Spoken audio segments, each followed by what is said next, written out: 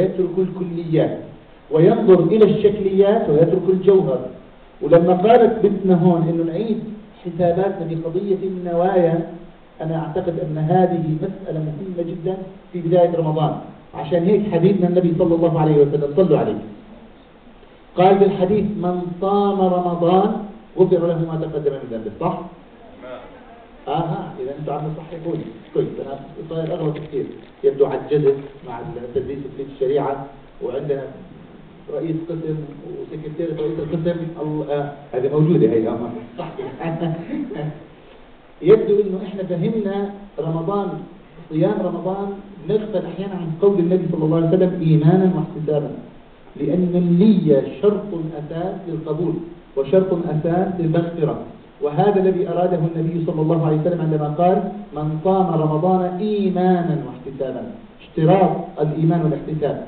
وهذا أول شيء في إعادة سلم الأولويات. كيف تكون علاقتي بالله؟ أهي علاقة إخلاص أم علاقة قائمة على غير الإخلاص؟ عيد حساباتك أيضا كنت بتحكي شيء؟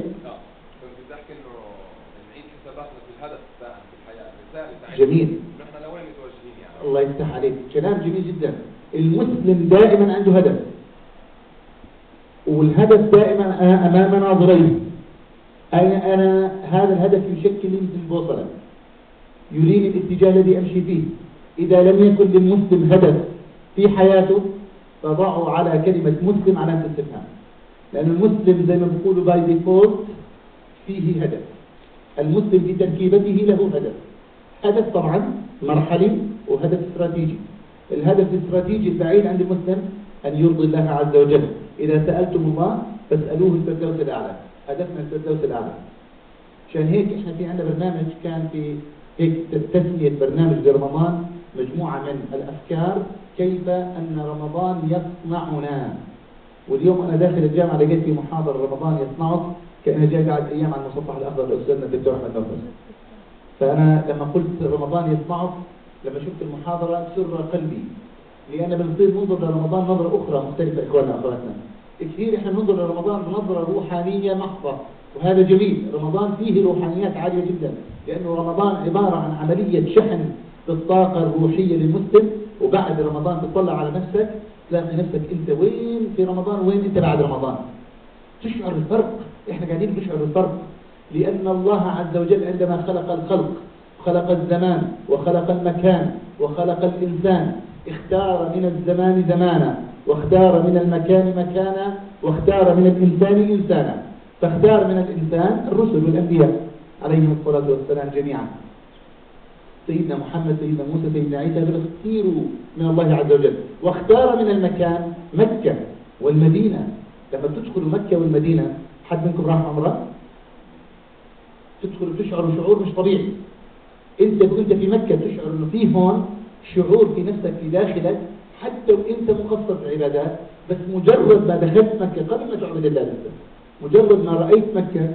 يعني انا تفاجأت مرة، كنت باخذ رايد مع مجموعة من بريطانيا رايحين هيك، منهم باكستانيين وعرب.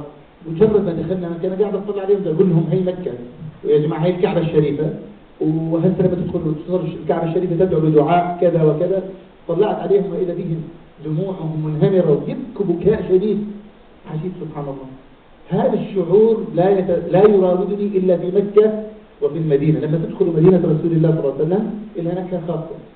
لما تجلسوا في البيت تقرأوا قرآن، تجلسوا في المسجد تقرأوا قرآن، الشعور مختلف. لما تجلسي في غرفة الطعام تقرأ قرآن، لما تجلسي على السجادة تقرأ قرآن، الشعور مختلف. لما ترفع إيديك بالدعاء وأنت جالسة جلسة الصلاة وجالسة في مصلاتي، مش لما ترفع إيديك بالدعاء في قاعدة بغرفة النوم وعلى التخت وبطريقة معينة تدعين هيك بأي طريقة. إلها خصوصية. اختار من الزمان زمانا، فاختار لنا شهر رمضان، واختار لنا العشر الأواخر من ليالي رمضان، واختار لنا ليلة القدر، واختار من الأيام أياما، اختار لنا أيام ذي الحجة، واختار لنا من الحجة يوم عرفة، ليلة القدر يوم عرفة، العشر الأواخر، العشر الأوائل، رمضان، ذو الحجة. إذا اختار لنا ربنا رمضان، وجعل رمضان خير الشهور يختاره ليتنزل فيه القرآن. كنت بتحكي شيء؟